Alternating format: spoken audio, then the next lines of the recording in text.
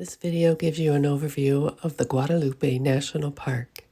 It takes you on a beautiful hike in the McKittrick Canyon, and it takes you to the Manzanita Springs just past the Frijole Ranch on a brisk, cold day in January. The sun is up and we are leaving the base. Day 5 of our 28-day Southwest adventure. We are driving through Guadalupe Mountains National Park to get to our Sitting Bull Falls and Carlsbad.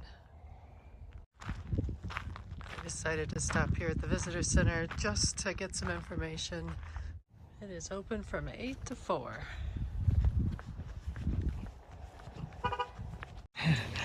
Guadalupe Peak was on the list, although Vito never agreed to it. It is 20 degrees at the top of that, and yeah, 6 to 8 hours, he's not going to agree to this. 3,000 foot climb, 8 miles total. We'll probably do this Devil's Haul, 4 miles round trip. So we made a slight change to our plans, or at least tentatively. Wednesday is supposed to be a very, very cold day in the 20s here. So we will probably try to make it here to Guadalupe tomorrow instead of the next day. And we can do Carlsbad the day that it's going to be freezing, because the cave itself is a constant temperature in the 50s. Pay attention to your time zones.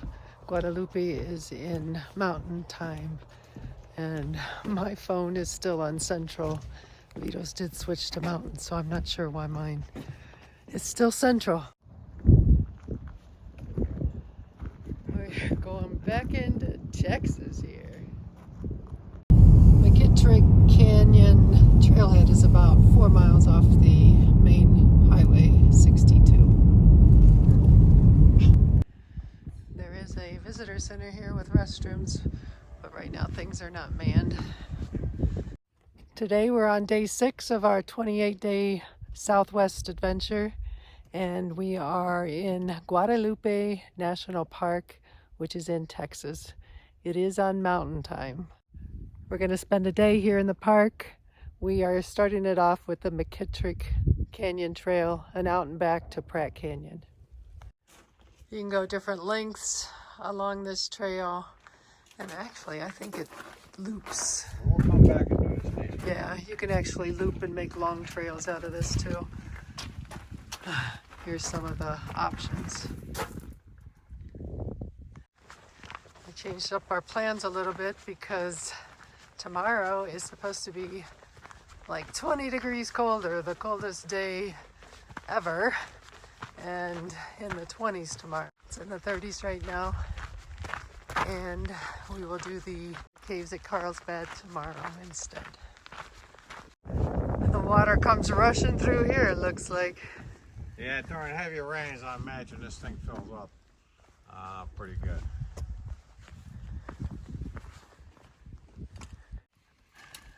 Look at what's growing out of the middle of this tree.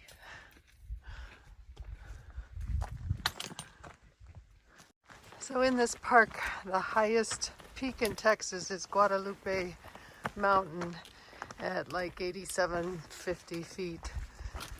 We decided not to do that trail based on how the weather was going to be today. There was a major rescue operation in Devil's Hole fairly recently. Somebody must have slipped on the rocks. Whatever it was, they had to do a medevac out of there sometime recently. Yeah, that was Devil's Hall. That was a 4-point-some mile hike that we were going to do, and we Strenuous hike, by the way. Yeah, it was rock scramble, so we decided to do this one instead. This area is at about 5,000 foot elevation. It's just funny coming from Buffalo, which is well less than 1,000. Well, you can feel the difference. The Guadalupe Mountains is actually an exposed reef. So we're walking on things that would have been under water. So there should be lots of fossils.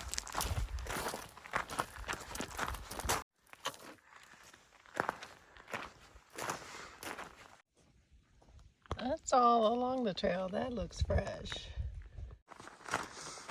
This trail is very well graded.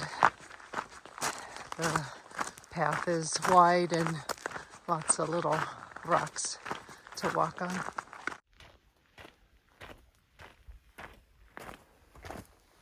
A little bit of water here.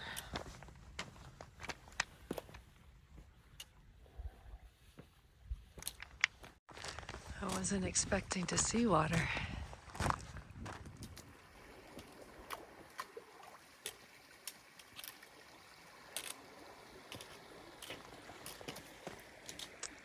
And it just heads up this way.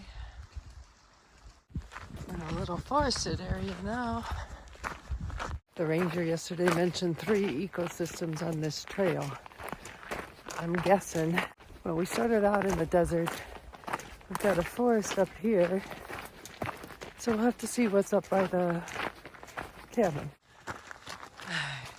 We just saw a mule deer up here, so that's what the scat is, at least the fresh stuff. This trail is popular in the fall because of the fall colors. We're here in January, so we're not seeing the colors or the cactus blooms. So if you're ever here in, I don't know, August, September time frame, I would think this is the trail to do.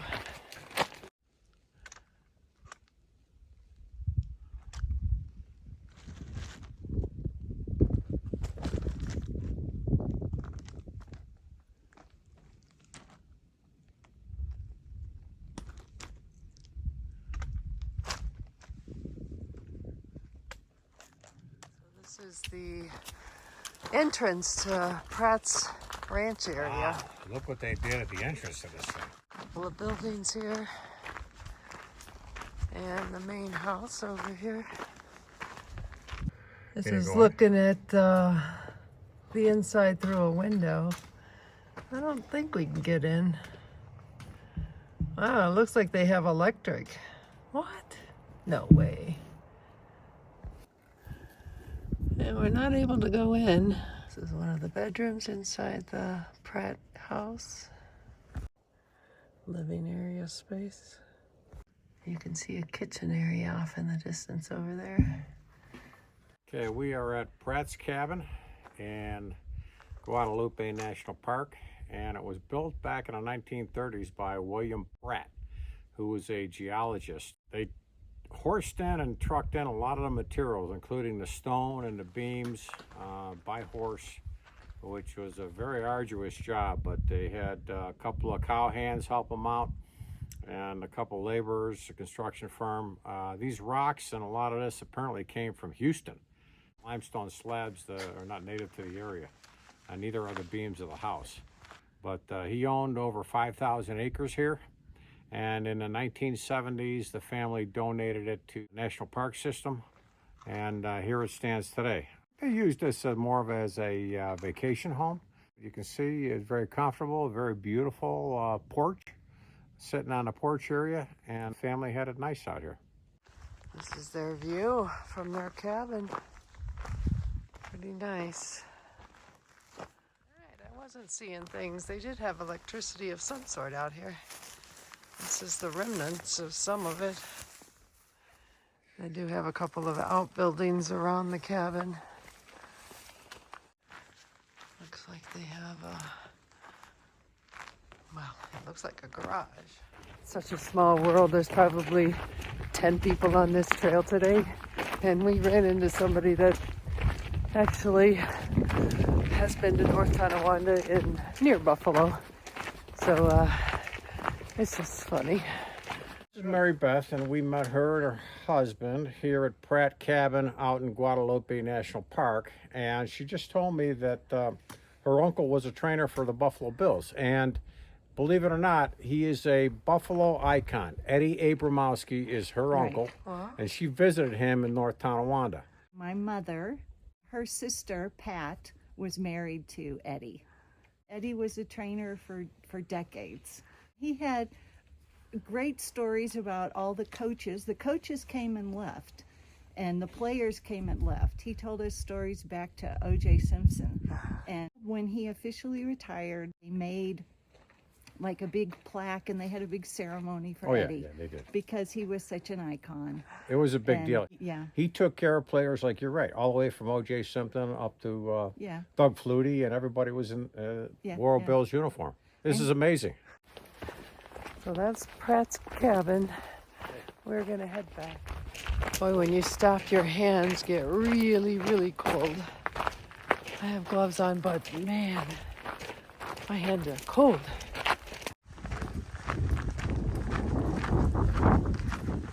All right, Betty, what do you think about McKittrick Trail? I think it's a easy trail. It's going to be about 5 miles out and back. The cabin itself, you'd like to kind of think about living out there. What would it have been like? They had a nice view, very remote.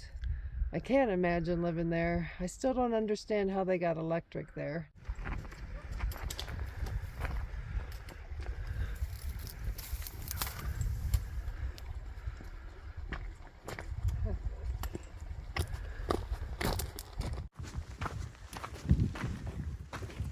McKittrick Trail, I give it a 5 out of 5 for a lot of reasons. It's a well-groomed trail, easy to follow, is within my rule of fives, barely, but it's there. Wildlife in between, we saw mule deer. One of the things is at the end of the trail, you got a beautiful historic site, Pratt's Cabin, to check out. So you got a goal when you get there, and when you get there, it's historic. You can read about it. So in my mind, this is a great trail. It's everything that Vito Ches likes in hiking. I do think that this fits the bill for Vito's type of hike. There's no rock scrambles. There's no major ups. He's not huffing and puffing. So perfect trail for Vito.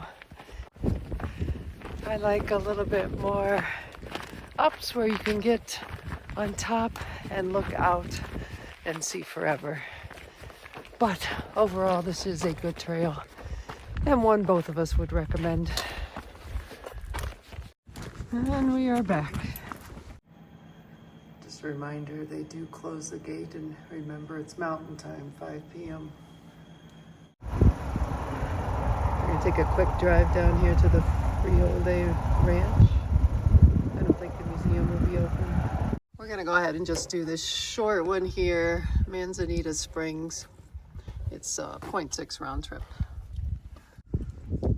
Looks like there's a little bit of an honor system here. This is the prices. And you just fill this out and deposit your money in there. Ooh, that wind is cold. Frijole Ranch Cultural Museum. One of the earliest ranches here in the canyon, 1870. The place served as a community center for dances and social gatherings. They had some cattle, they pumped in water. This is the Frijole Spring, so it is water. Oh, they had water supply. It is cold today. Schoolhouse built in 1925 and used by 8 local children. The teacher lived here? That's what I think. Oh, it is freezing today. It was 30 when we were up this morning, and it's 32 now. And the wind is picking up. It's cold. There's the mountain ranges here.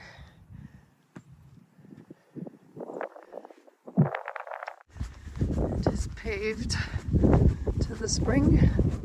That is such a unique mound over there. So they're asking if you could survive here. And I have to say, I don't know that I could. This is the spring.